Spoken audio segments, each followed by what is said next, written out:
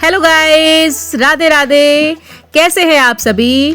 तो चलिए आज मैं फिर आपके सामने लेके आ गई हूँ एक नई वीडियो, एक नए सफ़र के साथ। और आज का जो हमारा वीडियो होने वाला है, आज हम जा रहे हैं छोटा केदार। तो दोस्तों, हमने अपना सफ़र शुरू कर दिया है और निकल चुके हैं अपनी सफ़र की तरफ। ये हम लोग सड़क से मेट्रोपोलिस का गेट क्रॉस करके फिर बढ़ेंगे आगे अपनी मंजिल की तरफ, यानी छोटा केदार मंदिर। दोस्तों, जैसा कि आप लोगों ने देखा ही होगा कि इस गेट का पूरा स्ट्रक्चर, पूरा सब कुछ चेंज हो गया है। तो यहाँ पे काम लगा हुआ था और इस सब की कंस्ट्रक्शन न्यू की जा रही है। और अब देख लीजिए, हम लोग निकल चुके हैं और पहुंच चुके हैं सड़क पर, और यहाँ से हम जाएंगे किच्छा की तरफ। आपको मैं किच्छा तहसील के बारे में बताऊंगी। किच्छा तहसील भारत के उत्तराखंड राज्य में उधम सिंह नगर जनपद की एक तहसील है और उधम सिंह नगर जनपद के मध्य भाग में स्थित यह तहसील के मुख्यालय किच्छा नगर में स्थित है। तो दोस्तों, ये मेट्रोपोलिस के बाहर जो सड़क है उसके साइड की रोड है, और इस रोड के साइड में आप देख ही रहे हैं कितना अच्छा इसको डेकोरेट किया हुआ है। और देख के आपका दिल खुश हो जाएगा। आपको ऐसा लगेगा कि वाओ, सच में कितनी बेहतरीन सड़कें हैं। साइड में पेट्रोल पंप है, यहाँ पे आप पेट्रोल डीजल भरवा सकते हैं। थोड़ा सा आगे जाएंगे तो यहाँ का जिला अस्पताल है और बहुत फेमस है। डॉक्टर्स भी काफ़ी अच्छे हैं। आप यहाँ पे किसी भी तरह का अपना इलाज करवा सकते हैं।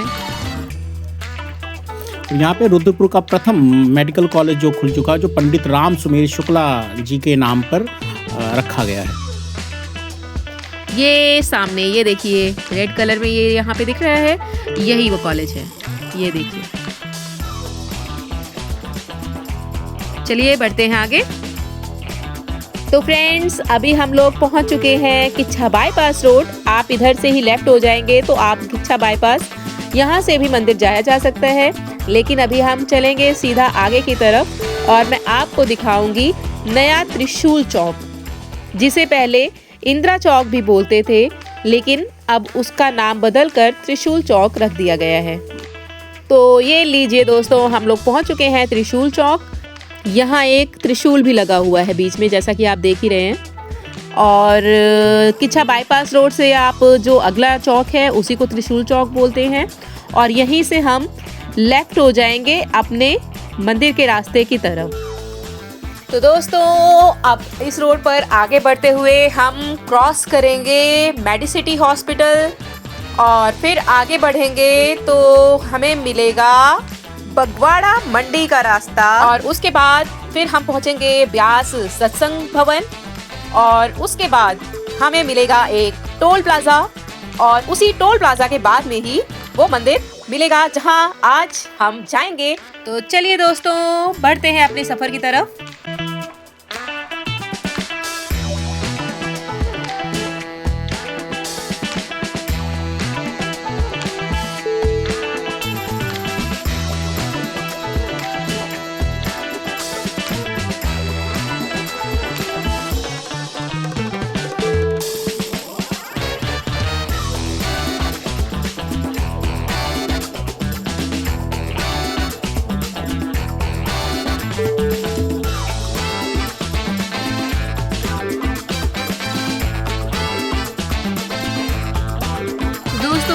ये आप जो सामने देख रहे हैं, ये मेडिसिटी हॉस्पिटल है, और इसको हम क्रॉस करके अब बढ़ेंगे आगे की तरफ।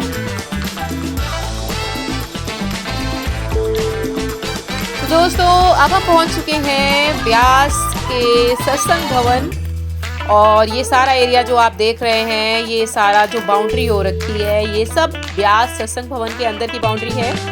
और अंदर भी यहाँ पे हमने देखा कि काम लगा हुआ था, और ये देखिए गेट लगे हुए हैं यहाँ पे। तो दोस्तों, राधा स्वामी सत्संग ब्यास के बारे में ऐसा कोई भी व्यक्ति नहीं है जो उत्तर भारत में नहीं जानता होगा।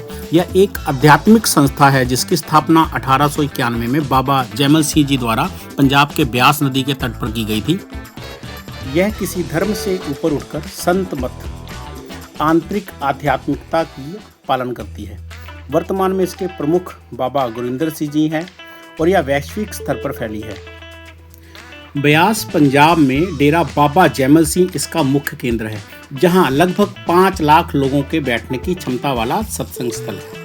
यह संस्था बिना किसी जाति या धर्म के भेदभाव के स्वयं सेवकों के माध्यम से निःशुल्क सेवा और शिक्षा प्रदान करती है। तो दोस्तों, अब सत्संग भवन के बाद जो हमारा तीसरा माइलस्टोन होगा वो होगा टोल प्लाजा, और टोल प्लाजा के बस साथ में ही हमारा मंदिर आ जाएगा। बस थोड़ा सा आगे जाएंगे तो यहाँ पे स्कूल भी है, डीएवी स्कूल है ये।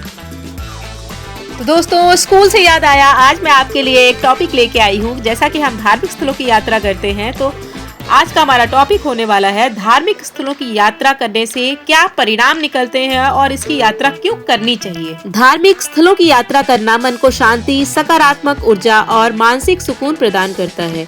यह आध्यात्मिक विकास के साथ साथ तनाव कम करने, सांस्कृतिक विरासत को जानने, स्थानीय संस्कृति से जुड़ने और शारीरिक सक्रियता जैसे सीढ़ियां चढ़ना, परिक्रमा करना का एक उत्तम माध्यम है।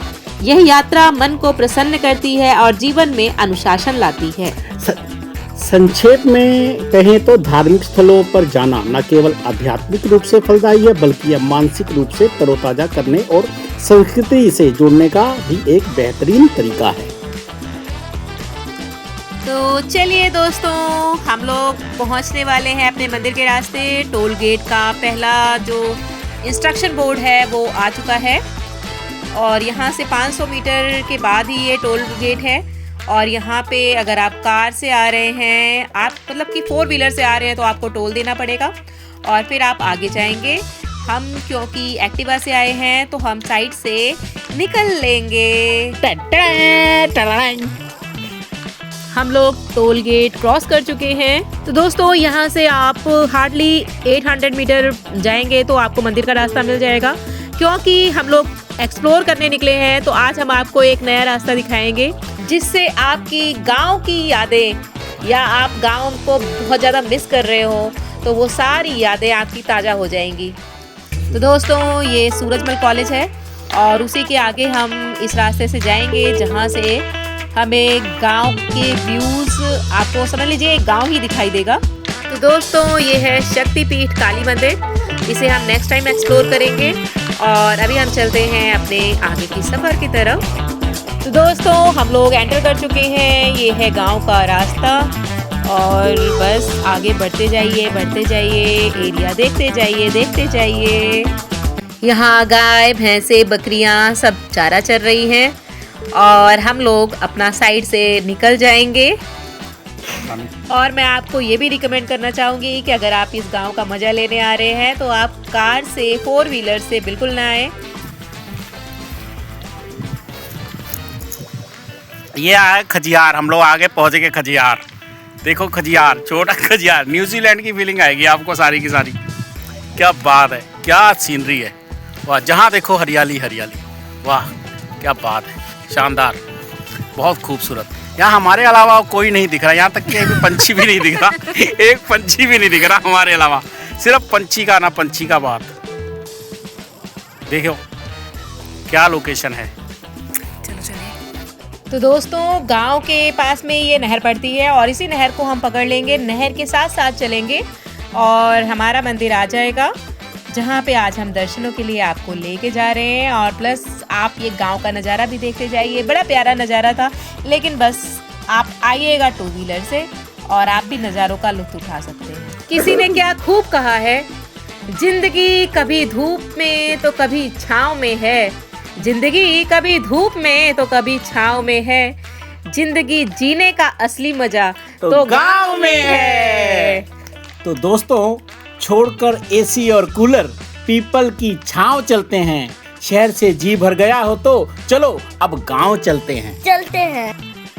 तो दोस्तों, गांव का नज़ारों का लुत्फ उठाते हुए हम लोग बस पहुंच चुके हैं अपने मंजिल की तरफ और नियरली 200 मीटर्स और हमारा सफ़र आ चुका है। हम अपनी मंजिल तक पहुंच चुके हैं। दोस्तों, ये सामने मंदिर का दृश्य और कितना मनोरम दृश्य। तो दोस्तों अब हम अपनी पार्किंग लगाएंगे। यहाँ पे पार्किंग है, आप पार्किंग लगाइए और फिर अंदर दर्शनों के लिए ये सामने यहाँ पे ये देखिए सबने जूते उतारे हुए हैं, यहीं पे हम भी अपने जूते उतारेंगे। यहाँ पर अभी जूता चप्पल स्टैंड की व्यवस्था नहीं है, तो आप यही सामने जूते उतार के अंदर जा सकते हैं, कोई परेशानी नहीं होगी आपको। उत्तराखंड के उधम सिंह नगर जिले में किच्छा में स्थित नया गोलजू देवता मंदिर अपनी वास्तुकला के कारण छोटा केदारनाथ के रूप में प्रसिद्ध है। और इस मंदिर को चाहे आप गोलजू देवता मंदिर बोलिए या फिर छोटा केदार, ये दोनों एक ही मंदिर है। और केदारनाथ धाम की तर्ज पर इस मंदिर को बनाया गया है, तो श्रद्धालु इस पे बहुत अपनी आस्था रखते हैं और एक प्रमुख आकर्षण स्थल बन चुका है ये। तो चलिए आइए दोस्तों, हम भी दर्शन करते हैं, अंदर जाते हैं। इस मंदिर को देखकर आपको जरूर श्री केदारनाथ जी के दर्शनों की याद आई होगी। श्री केदारनाथ जी की कलाकृति और इसकी कलाकृति दोनों में काफ़ी हद तक समानता पाई जाती है। मंदिर के अंदर प्रवेश करते ही आपको एक इंस्ट्रक्शन बोर्ड मिलेगा, आप इसे पढ़ सकते हैं और इसमें विशेष रूप से लिखा है कि आप मंदिर के अंदर परिसर में मोबाइल का प्रयोग नहीं कर सकते हैं, ना ही परिक्रमा मार्ग में मोबाइल का प्रयोग किया जा सकता है। गोलू देवता उत्तराखंड के कुमाऊं क्षेत्र के अत्यंत पूजनीय न्याय के देवता हैं, जिन्हें भगवान शिव का अवतार माना जाता है। पौराणिक कथाओं के अनुसार वे राजा झालू राय और रानी कालिका के पुत्र थे, जिन्हें उनकी सौतेली माताओं ने ईर्ष्यावश नदी में फेंक दिया था, लेकिन चमत्कारिक रूप से वे बच गए थे और एक स्थानीय मछुआरे परिवार ने उन्हें पाला। बड़ा होकर वह अपनी बुद्धिमत्ता और न्यायप्रियता से राज्य वापस लौटे और रानियों के झूठ को उजागर किया। चिताई मंदिर अल्मोड़ा यह सबसे प्रसिद्ध मंदिर है, जहां भक्त अपनी फरियाद मतलब न्याय की गुहार लेकर लगाते हैं और मान्यता है कि यहाँ सच्चे दिल से मांगी गई मनोकामनाएं पूर्ण होती हैं और न्याय मिलता है। मान्यता है कि मनोकामना पूरी होने पर भक्त मंदिर में घंटियां चढ़ाते हैं, उन्हें सफेद वस्त्र, सफेद पगड़ी और घी दूध का भोग चढ़ाया जाता है। चितई गोलू मंदिर में भक्तों द्वारा पत्र या खत के माध्यम से अपनी परेशानियां लिखने की परंपरा सबसे विशिष्ट है, जिसे वह तुरंत हल करते हैं। दोस्तों, जैसा कि इंस्ट्रक्शन बोर्ड पर लिखा था कि यहाँ पर आप मोबाइल अलाउ नहीं है आपको, तो हम आपको अंदर का दृश्य तो नहीं दिखा पाएंगे, किंतु आप बाहर का दृश्य देखिए। ये देखिए यहाँ पर कितनी सारी घंटियाँ टंगी हुई हैं। यहाँ माँ दुर्गा महिषासुर का वध करती हुई दिखाई दे रही है। जय माँ दुर्गा। और आगे बढ़ेंगे आप तो यहाँ पर भगीरथ नीचे बैठे भगवान शिव और माँ गंगा से प्रार्थना कर रहे हैं कि गंगा जी धरती पर अवतरित हों। इस मंदिर में मुख्यतः 3 दरवाजे हैं। ये एक इधर आप देख रहे हैं और ये सारा व्यू आप देखकर आपको श्री केदारनाथ जी की स्मृतियाँ ध्यान में आ रही होंगी। ये मंदिर के साथ साथ का जो एरिया आप देख रहे हैं, ये जो व्हाइट लाइनिंग हो रखी है इसके बीच का एरिया, इसी को परिक्रमा मार्ग बोलते हैं। और यहाँ पर भी इसके ऊपर भी चलते हुए आप मोबाइल नहीं चला सकते हैं।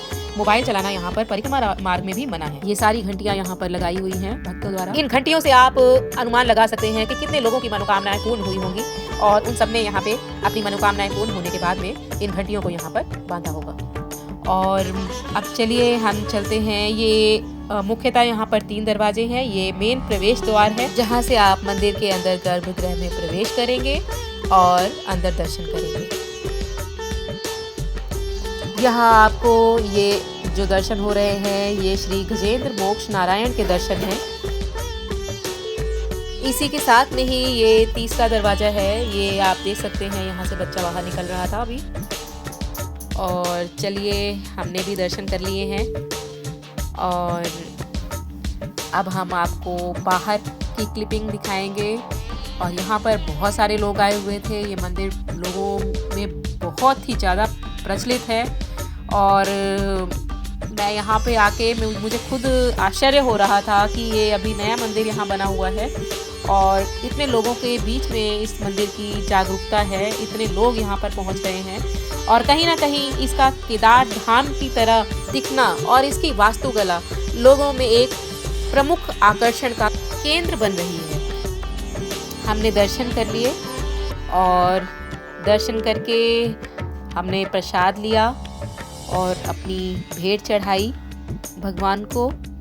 यह मंदिर सुबह से खुलकर दोपहर में 1 बजे बंद होता है और 3 बजे मंदिर फिर खुल जाता है, तो आप यहाँ पर आके दर्शन कर सकते हैं, लेकिन 1 से 3 के बीच में ये मंदिर बंद रहता है। घर वापसी से पहले हमने भी अपनी कुछ फोटोज क्लिक करवाई, क्योंकि इतनी दूर आए हैं, कुछ यादों को समेटना तो बनता है।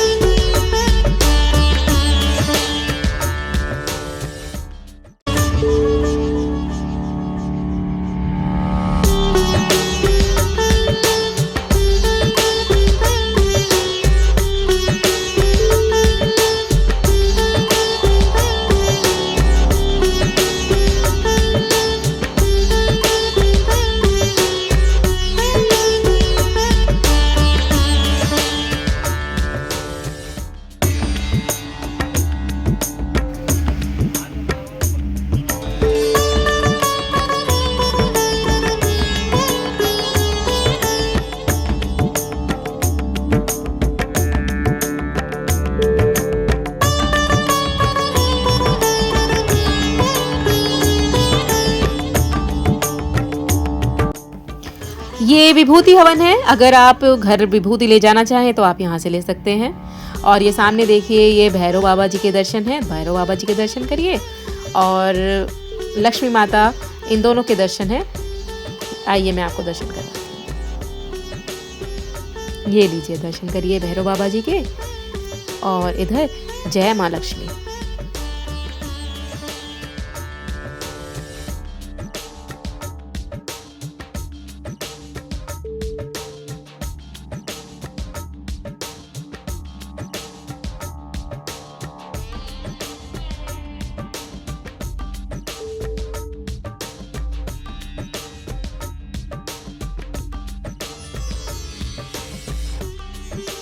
हाँ, ये काली माता जी के दर्शन हैं। भक्तों, काली माँ के दर्शन करिए।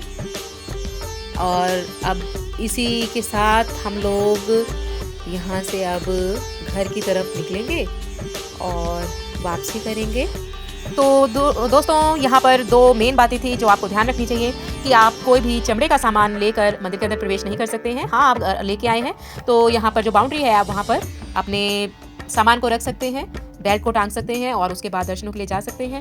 और आप महिला हैं तो आपको एक चुन्नी की जरूर आवश्यकता होगी या रुमाल की, जिसे आप सिर पर रखें और अंदर मंदिर के दर्शन के लिए प्रवेश करें। तो दोस्तों, जिस रास्ते से हम लोग आए थे, हम लोग उसके अपोजिट रास्ते से निकलेंगे और ये रास्ता सीधा आपको टोल प्लाजा के पास लेके जाएगा। और सीधे आपको वहाँ से जब आप मंदिर से निकलेंगे तो वहाँ से आपको सीधा लेफ्ट लेंगे और अपने रास्ते की ओर आगे बढ़ेंगे।